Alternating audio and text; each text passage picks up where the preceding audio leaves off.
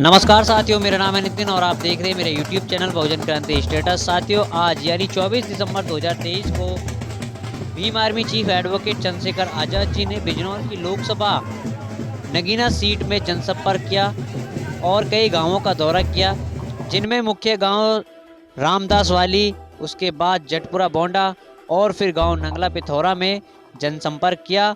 इसके बाद उन्होंने वहां उपस्थित सभा को भी संबोधित किया। आपको सुनाते हैं कि चंद्रशेखर जी ने अपनी सभाओं में क्या कहा है और वीडियो को आगे शेयर भी कर दें। धन्यवाद।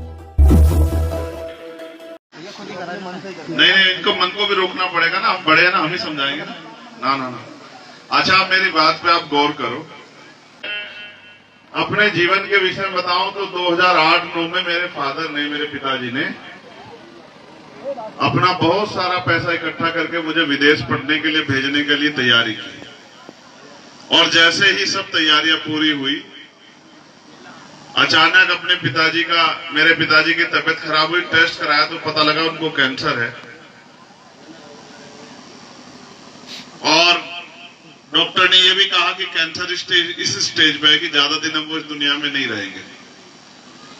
2010 के लगभग की बात है। 2011-2012 मेरे पिताजी के साथ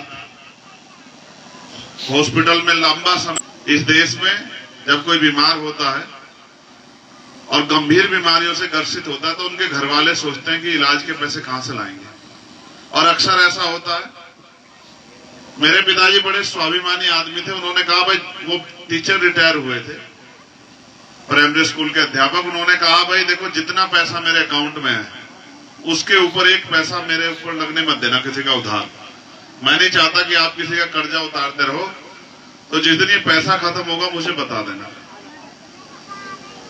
तो मुझे अच्छी तरह याद है कि वो बच जाते अगर मेरी जेब में पैसा होता। तो 11 जनवरी 2013 को सुबह 4 बजे वो इस दुनिया से चले गए और मैं पैर पटकता रह गया, मेरे हाथ में कुछ रहा नहीं। लेकिन उस बीच मेरे पिताजी से बहुत बातें होती थी। मेरे पिताजी ने मुझसे कहा, चंद्रशेखर आप भी विदेश चले जाओगे, पढ़ लिख के वहीं कामयाब होकर रह जाओगे, सेटल हो जाओगे, परिवार भी सब हो जाएगा, लेकिन अपने समाज के लिए, अपने देश के लिए, कमजोरों के लिए कोई कुछ करता नहीं है। आजादी से पहले इस देश में गैर बराबरी थी, छुआछूत था, बहुत सारे अधिकार लोगों के पास।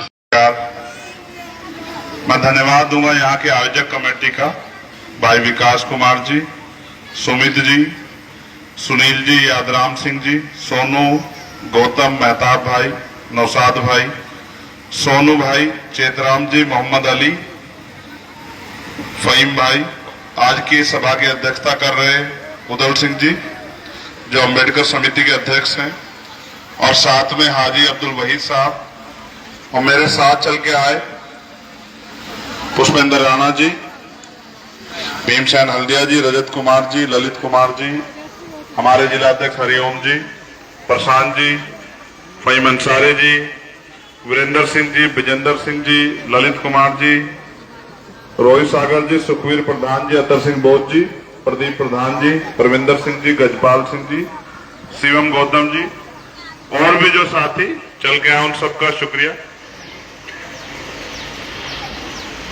आप बेहतर जानते हैं कि इस देश ने बहुत बुरे बुरे दौर देखे, ऐसे दौर भी देखे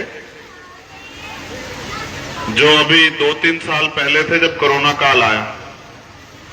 कोरोना काल एक ऐसा समय था कि सरकार ने जो कह दिया वो हमें मानना पड़ा। सरकार ने कहा 8 बजे के बाद घर से बाहर नहीं निकलना, तो हम लोग नहीं निकले। सरकार ने कहा सुबह 10 बजे के बाद नहीं निकला, तो हम लोग नहीं निकले। यहां तक कि भूख से भी पेट परेशान था, इलाज के लिए भी पैसे नहीं थे, लेकिन हमने सहा।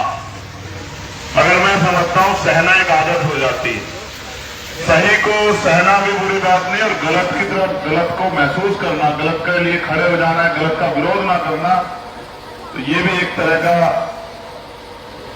जुर्म है, अपराध है। मेरे बारे में आप ये नहीं जानते कि मैं किसी बहुत बड़े परिवार का हूं।